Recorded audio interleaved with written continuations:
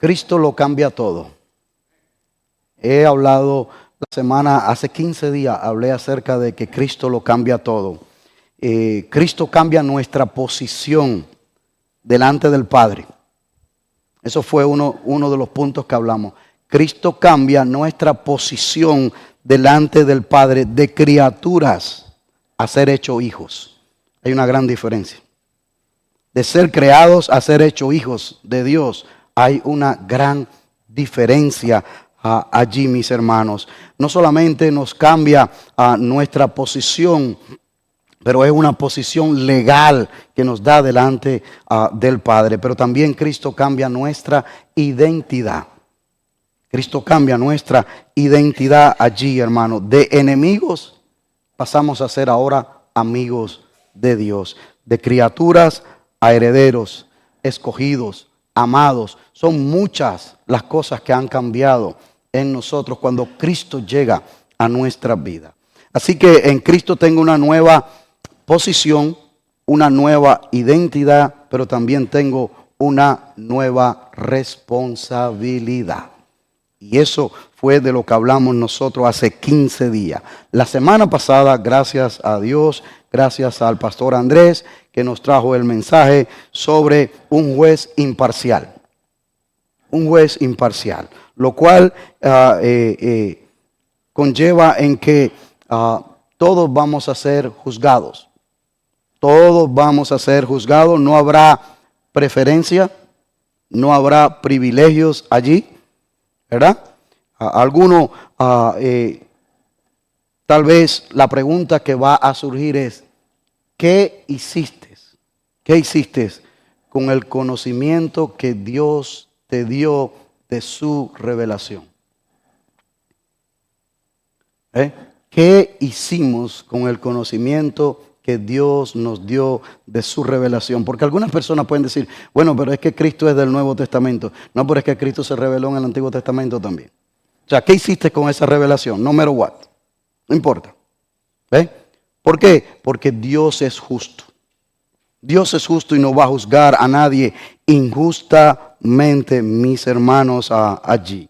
Así que hoy retomamos, que es el último sermón de Cristo y lo cambia todo. Hoy retomamos esto y hablaremos de dos aspectos más que Cristo lo cambia. Cristo cambia su carácter, mi carácter. Cristo cambia la dinámica en su familia y mi familia.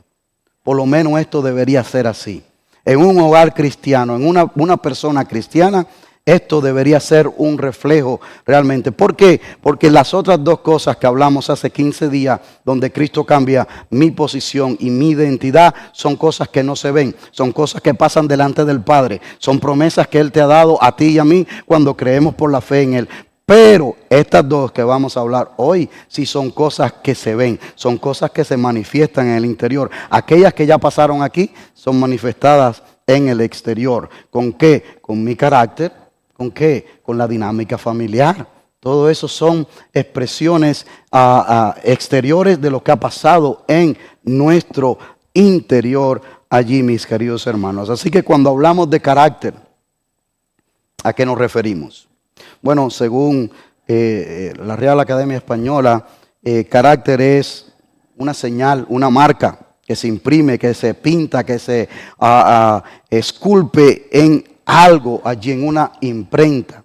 Es como la marca que le ponen a los animales cuando los marcan para determinar, es de esta ganadería, de lo otro, este pertenece aquí, pertenece allá. Eso es carácter. Eso es lo que significa realmente carácter. Pero carácter es una palabra que es wide open, va mucho más allá. No solamente se restringe a una marca imprenta, sino que es un conjunto también de cualidades o circunstancias de una cosa, de una persona, de una colectividad que las distingue por su modo de ser o obrar. O sea, esta comunidad tiene carácter. Esta familia se distingue esta empresa. Pero hay una tercera definición que es la que le atañe a usted y a mí, dentro de carácter. Y es la señal espiritual que una persona, que queda en una persona como efecto de un conocimiento de una experiencia importante como en la religión. Y ese es el sentido en el que nosotros vamos a tomar hoy allí. En el sentido bíblico, carácter está relacionado con los valores, está relacionado con los principios, con la ética, con el comportamiento moral de una persona. Ese es en el sentido bíblico para carácter allí, mis hermanos.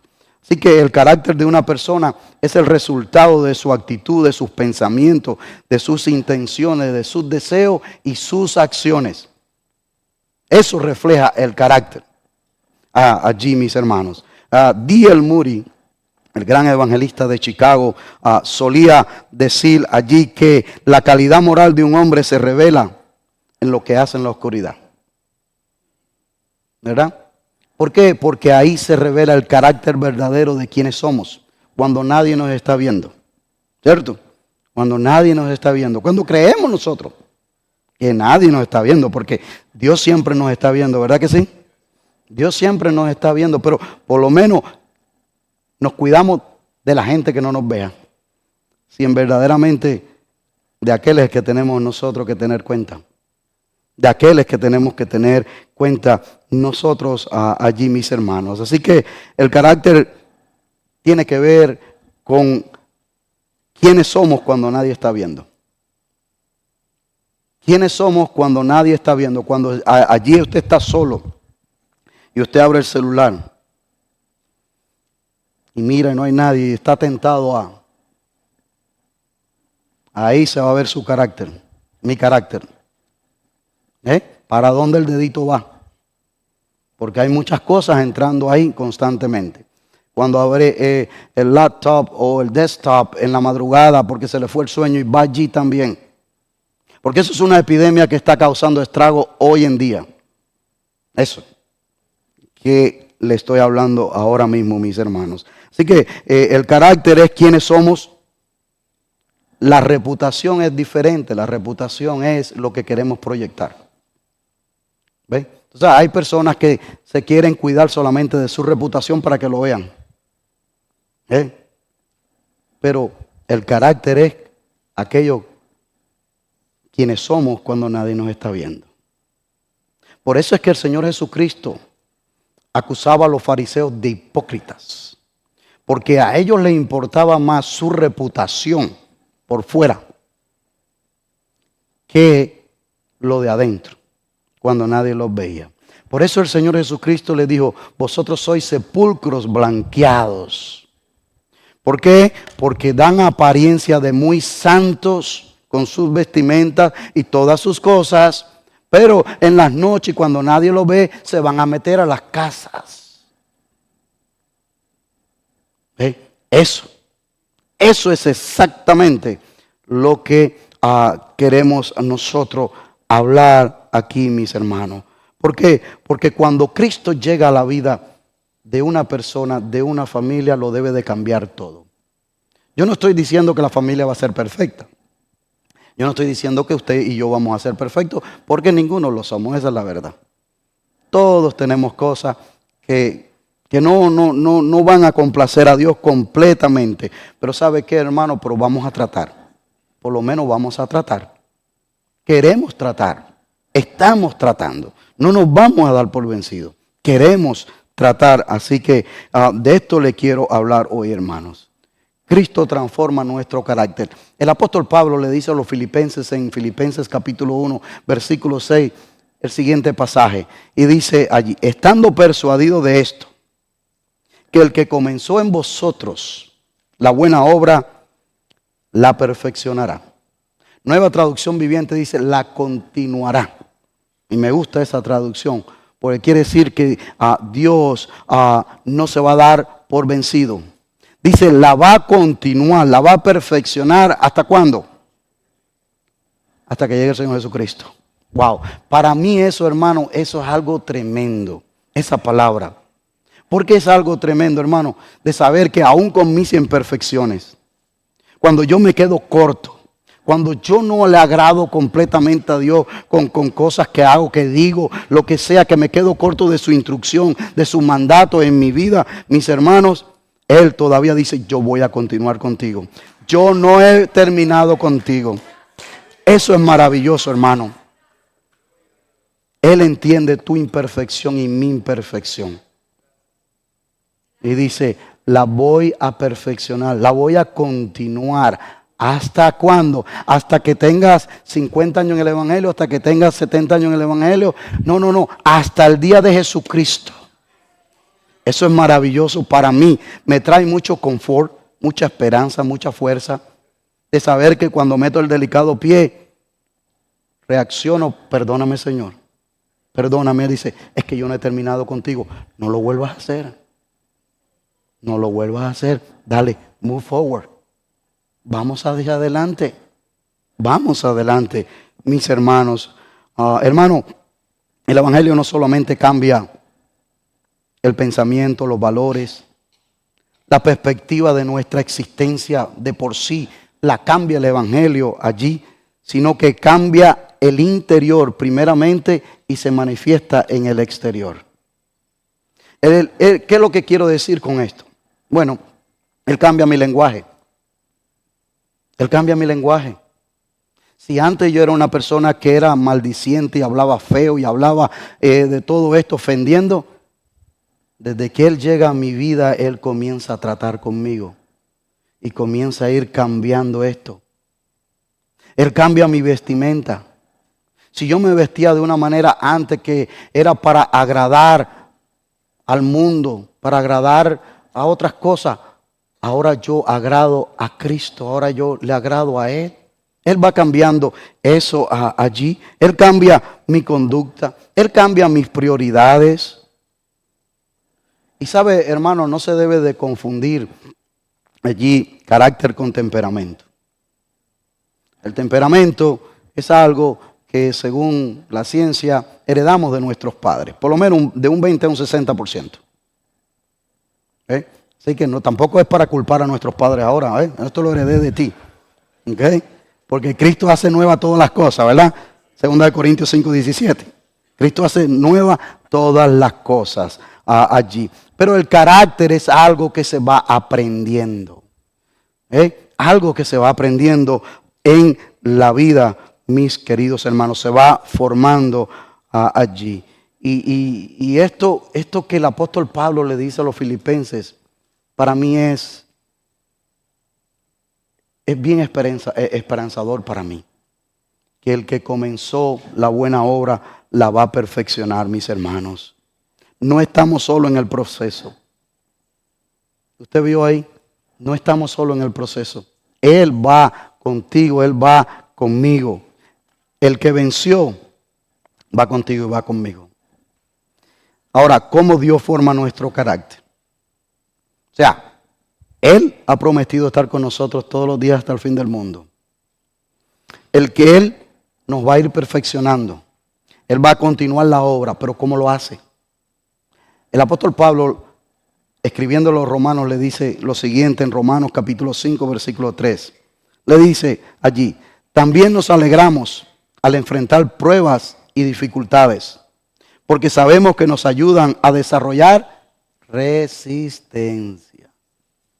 Pero no termina ahí. Mire lo que sigue diciendo. Y la resistencia desarrolla firmeza de carácter. Y el carácter fortalece nuestra esperanza segura de salvación. Y esa esperanza no acaba en desilusión. Pues sabemos con cuánta ternura nos ama Dios, porque nos ha dado el Espíritu Santo para llenar nuestro corazón con su amor. Ahí está sintetizado cómo Dios obra. Cómo Dios obra para desarrollar el carácter en tu vida y en mi vida. Pablo dice que Dios usa las pruebas y los conflictos para desarrollar el carácter. Las diferentes pruebas nos ayudan a desarrollar resistencia interna. La resistencia interna desarrolla firmeza y nos ayuda a mantenernos firmes en medio de las dificultades. Y la firmeza nos lleva a mantenernos firmes en la esperanza que tenemos. Ahora, todo eso, dice el apóstol Pablo, ¿cómo se hace? No lo haces por tu propia fuerza, No lo haces porque seas más inteligente que nadie. No lo haces porque tengas el mayor número de personas ahí apoyándote, que eso influye, pero no determina. Lo haces porque el amor de Dios ha sido depositado en tu vida y en mi vida, y el Espíritu Santo nos ayuda. Eso es, dice el apóstol Pablo. O sea, que Dios desarrolla el carácter de Cristo en tu vida y en mi vida. Y a veces son necesarias esas pruebas. Esas pruebas que llegan a nuestras vidas, mis hermanos.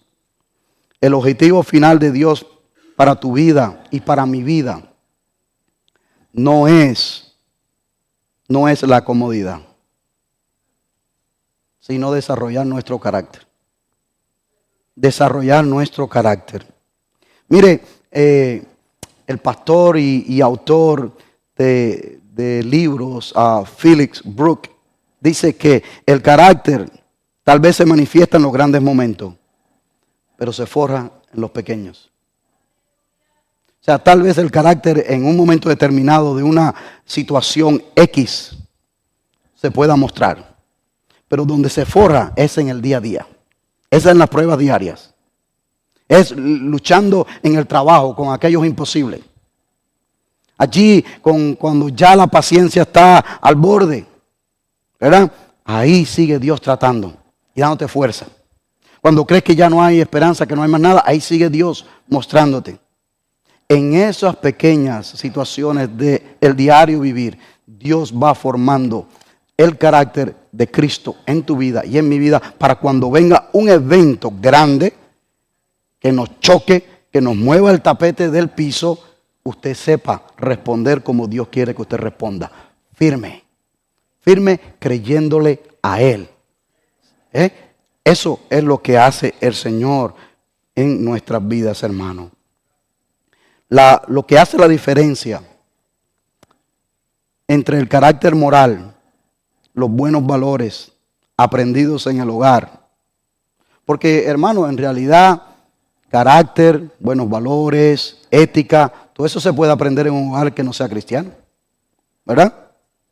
Todas esas cosas se aprenden en un hogar que no necesariamente es cristiano. Pero lo que hace la diferencia del carácter cristiano es la fe. La fe en el Señor Jesucristo. Eso es lo que va a hacer la diferencia, mis hermanos. Jesús nos muestra otra cara del carácter. Un carácter forjado por el Espíritu Santo, que es dócil, pero también al mismo tiempo es firme. Que es capaz de sostener el propósito de Dios aún cuando el confort desaparece. Porque es fácil mantener el propósito de Dios cuando todo va bien, ¿cierto? Cuando las cosas van saliendo bien, cuando todo fluye, es fácil. Pero cuando las cosas se invierten, cuando las cosas no empiezan a salir como yo quiero, ahí es donde se ve de qué madera estamos hechos. Y ahí es donde Cristo forja ese carácter, para que cuando esos momentos lleguen, usted pueda mantenerse firme, como dice la palabra, mis hermanos, allí. A.W. Tozer describió el carácter como la excelencia en los seres humanos. La excelencia en los seres humanos. Él dice que así como la excelencia del oro es su pureza, la excelencia del arte es su belleza, la excelencia del hombre consiste en su carácter, porque es lo que se va a mostrar. Tremendo, me encantó eso como él lo vio de esta manera y se lo quise compartir, mis hermanos. Alguien ha dicho, y tal vez usted va a coincidir conmigo en esto, alguien ha dicho que es mejor mantener el carácter que recuperarlo. Recuperarlo cuesta mucho. Entonces, ¿cuál es el consejo? Mantenerlo. Es mejor mantenerlo, porque una vez que se va, cuesta mucho recuperarlo, mis queridos hermanos. Pero déjame decirte otro aspecto de lo que Cristo cambia. Cristo cambia la dinámica familiar. ¿Cómo la cambia? Bueno, mi relación ahora con mi esposa ya no es la misma. Porque ahora ella es mi esposa, pero es mi hermana en Cristo. Eso la eleva a otro nivel. Ahora mis hijos son mis hermanos en Cristo. Eso lo lleva a otro nivel. A otro nivel delante del Señor, mis hermanos. Ahora, además de yo ser el proveedor de las cosas materiales de mi casa, debo ser el proveedor del liderazgo espiritual de mi casa. Eso lleva, la dinámica familiar a otro nivel, hermano. Ahora las prioridades del mundo, las gratificaciones personales para mí, ¿verdad?, quedan reemplazadas por la prioridad de Dios. ¿Qué quiere decir eso? ¿Que yo voy a estar en la iglesia 24/7? No. Ninguno de nosotros estamos aquí 24/7. Yo a veces pienso que estoy aquí 24/7, pero no. Nosotros no tenemos actividades todos los días aquí tampoco. Hay iglesias que las tienen y es ok, pero nosotros no tenemos actividades aquí todos los días de la semana. Nosotros tenemos actividades los miércoles en la noche, estudio bíblico a las 6:30. Tenemos los martes de oración a las 10 de la mañana. Y tenemos los domingos a las 9:45 la escuela dominical y el servicio. Eso es lo que nosotros tenemos. Exceptuando que tengamos un evento especial un viernes en la noche, una conferencia, algo así. ¿Por qué? Porque cuando el concilio se reúne para nosotros hacer el calendario para el próximo año, una de las cosas que nosotros puntualizamos en ese calendario es la familia. Tenemos eventos un fin de semana, dejamos el otro fin de semana por el medio. ¿Por qué? Porque a nosotros como iglesia, como congregación, nos interesa que la familia comparta. Que la familia se edifique, que la familia también pase tiempo juntos. Y si nosotros estamos dentro de la iglesia 24/7, eso no nos va a hacer más espirituales que nadie. No, mi hermano. La familia necesita tiempo juntos. Si tienen que salir, si se van de vacaciones, que si tienen un compromiso en otro sitio, vayan. Por eso nosotros planeamos ese calendario de esa manera, priorizando esto que yo le estoy hablando hoy. ¿Por qué? Porque la dinámica familiar cambia. Hay tiempo para acá, es verdad, pero también queremos que ustedes como familia compartan juntos también. Y se edifiquen y crezcan juntos también. La palabra del Señor nos dice a nosotros en Proverbios 6:20, hijo mío, obedece el mandato de tu padre y no abandones la enseñanza de tu madre. Eso dice la palabra del Señor. Y eso se debe de llevar en el hogar. Porque esta dinámica ahora cambia. Allí en Éxodo capítulo 20, en los 10 mandamientos dice, honra a tu padre y a tu madre para que disfrutes de larga vida en la tierra que te da el Señor tu Dios. La dinámica familiar debe cambiar porque Cristo cambia todo. En Efesios 6:4 dice, y ustedes padres no hagan enojar a sus hijos, sino críenlo según la disciplina e instrucción del Señor. Inclusive a los abuelos les dice allí en Proverbios 17:6, la corona del anciano son sus nietos, el orgullo de los hijos son sus padres. ¿Por qué? Porque cuando Cristo llega a una vida y a una familia, lo cambia todo. Lo debe cambiar todo. Lo debe cambiar todo. Cuando Cristo es bien aceptado y fundamentado en una familia, el enemigo se incomoda. Sí. ¿Sabe por qué? Porque él sabe lo que esto representa. ¿Por qué usted cree que hay tanta insistencia en sacar a Cristo de todos los escenarios posibles? ¿Por qué? sacarlo de las escuelas, de los libros, de las universidades, de los centros de trabajo, de las redes sociales, inclusive de las iglesias. ¿Por qué? ¿Por qué se puede hablar de cualquier Dios, pero Cristo ocasiona problemas? Usted puede hablar de cualquier deidad, pero una vez que menciona a Jesucristo, entonces allí se pone la gente a la defensiva, porque Cristo lo cambia todo. Y ellos no quieren que la gente cambie. Ellos no quieren que las familias cambien. No quieren que la sociedad cambie. Quieren seguirla sumergida en el ritmo que vamos. ¿Por qué cree usted que hay tanta inversión monetaria, de mercadeo y un sinfín de recursos en todos los aspectos para tratar de deshacer a la familia tradicional? Y dicho sea de paso, no es que haya otro tipo de familia, porque es la única que hay, la familia tradicional. ¿Ok? Lo demás son conceptos y definiciones que han querido ajustar para sus propósitos, pero que no define a la familia como tal. Esto que yo le voy a compartir ahora, yo lo compartí aquí hace años. Hace años. Tal vez algunos que ya llevan años aquí se van a refrescar con esto. Pero tenemos una gran cantidad de personas nuevas en medio de nosotros.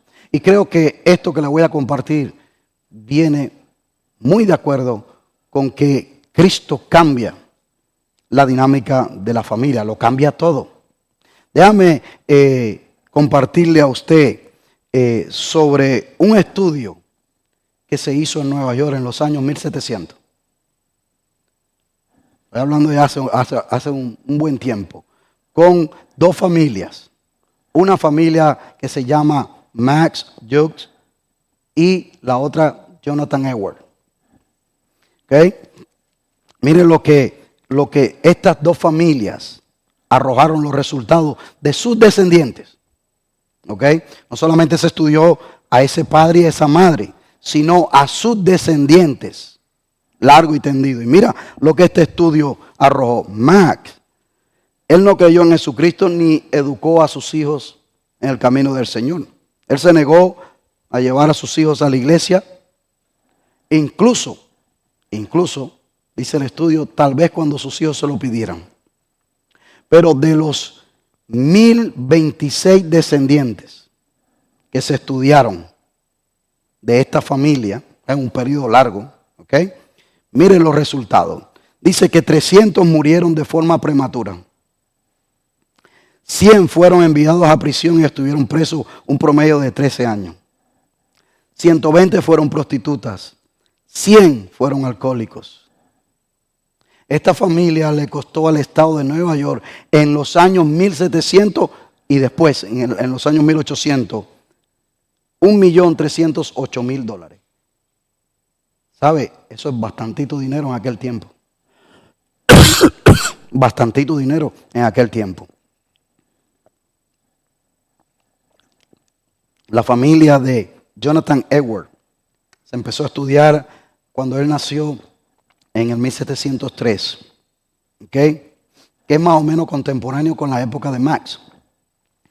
Él, sin embargo, vivió en continuo contacto con el Señor.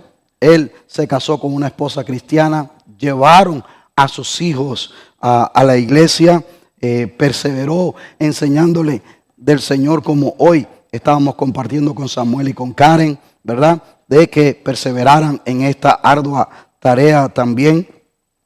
Él, a pesar de ser pastor, a pesar de ser autor de libros, a pesar de enseñar, le dedicaba una hora a sus hijos. Y este fue el resultado de 729 de su descendencia. Dice allí que 300 fueron ministros religiosos. 65 fueron profesores universitarios. 13 fueron decanos de universitarios. 60 autores de buenos libros. 3 fueron congresistas electos de los Estados Unidos y 1 fue vicepresidente de los Estados Unidos. Y no le costó un centavo al estado de Nueva York. Esa es la diferencia que hace Cristo en una familia. Y esa diferencia la puede hacer en tu familia también. Esa diferencia la puede hacer en nuestra familia. Por eso fue que Josué, cuando la cosa se puso un poquito áspera allá en el desierto, en el capítulo 24, le dice allí al pueblo de Israel: por lo tanto, teme al Señor y sírvelo con todo el corazón. Echa fuera para siempre los ídolos que tus antepasados adoraron cuando vivían al otro lado del río Éufrates y en Egipto. Sirve únicamente al Señor. Pero si te niegas a servir, elige hoy mismo a quién servirás. ¿Acaso optarás por los dioses que tus antepasados sirvieron del otro lado del Éufrates? ¿O preferirás a los dioses de los amorreos en cuya tierra ahora vives? Ustedes pueden elegir, le dijo Josué, pero yo, en cuanto a mí y a mi familia, nosotros serviremos a Jehová.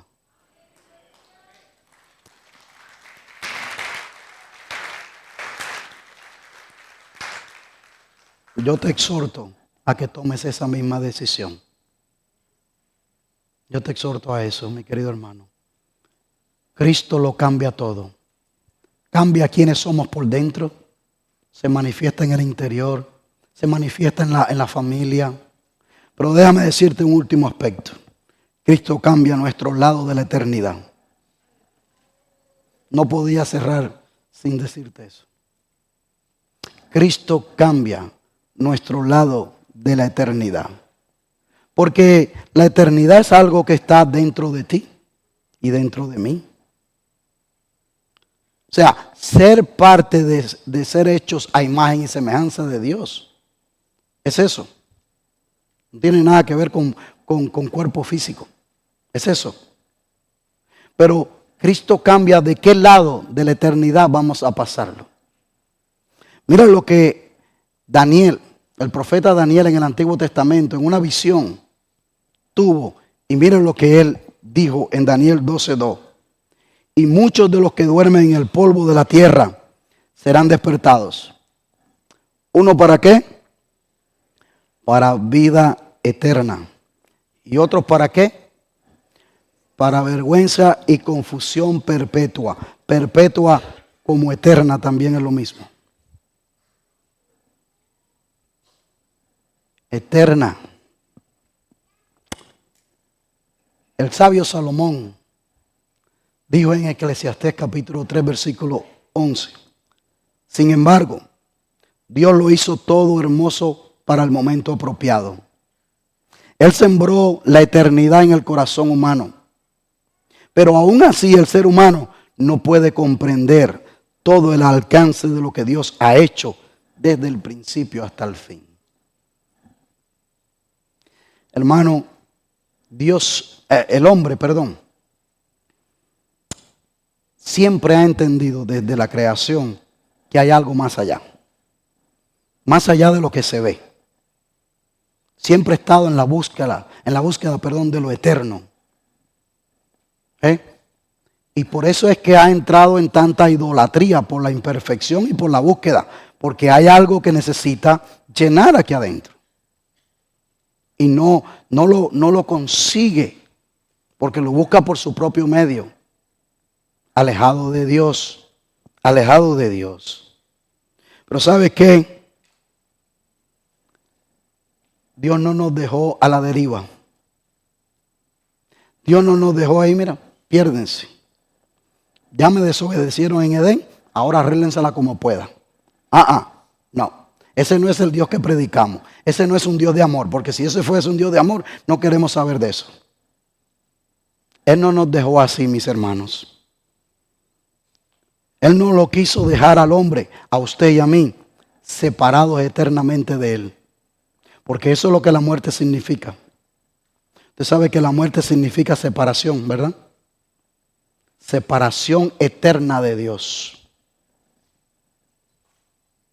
Este cuerpo aquí como quiera se va a quedar.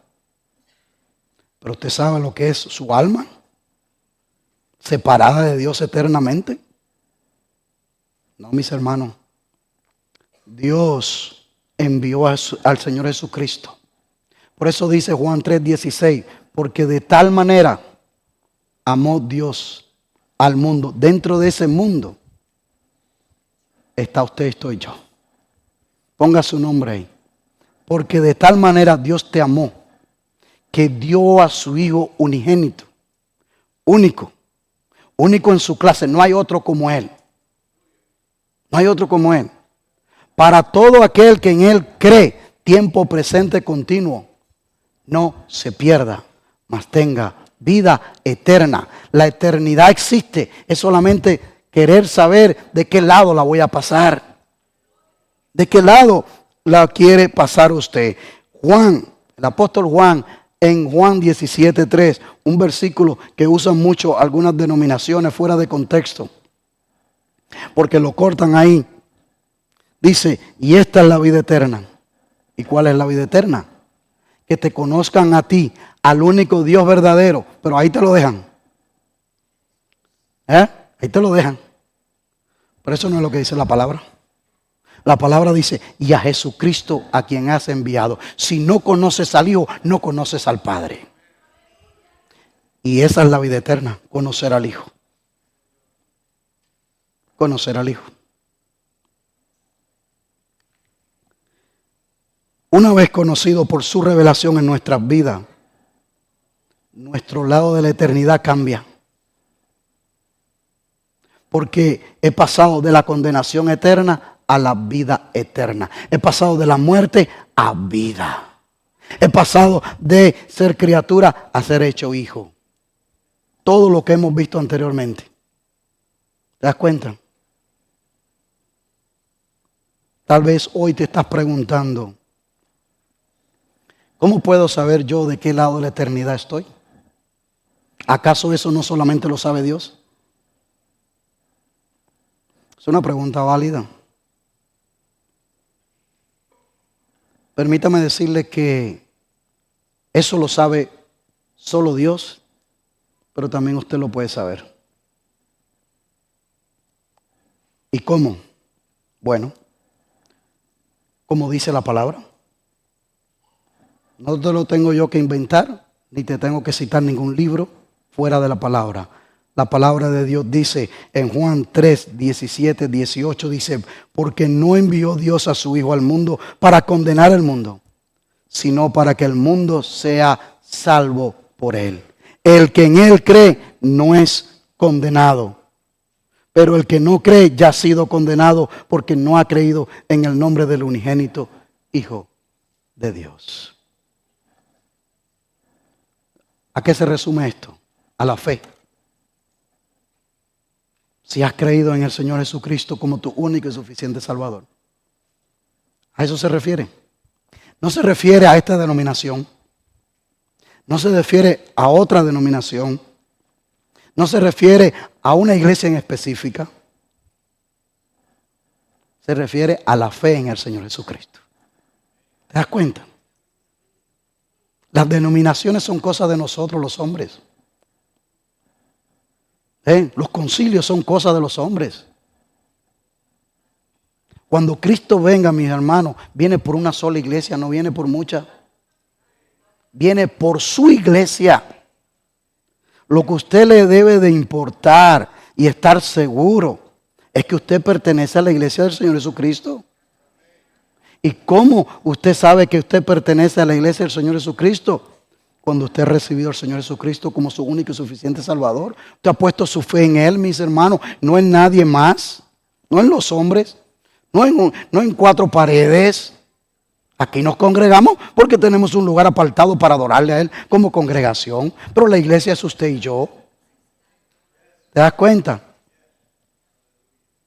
Así que la pregunta que te tengo que dejar en esta mañana o esta tarde ya es, ¿de qué lado de la eternidad está usted? O tal vez mejor, ¿de qué lado de la eternidad te gustaría estar? ¿De qué lado te gustaría estar?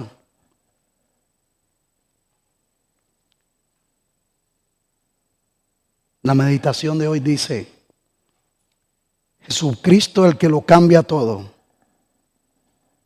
¿podrás cambiarme a mí? Como dice allí Lucas 1:37, ¿habrá algo imposible para Dios? El que abrió el mar rojo, el que le permitió a Pedro caminar sobre las aguas, ¿cómo no podrá cambiarle a usted y a mí? Él puede. Solo basta que usted quiera. Vamos a orar y permite que Cristo cambie todo en tu vida. Padre, en el nombre de Jesús, yo te quiero dar gracias sobre gracia por fortalecer mis cuerdas vocales para poder proclamar tu palabra tal y como está. Yo te doy alabanza y gloria porque solo tú la mereces.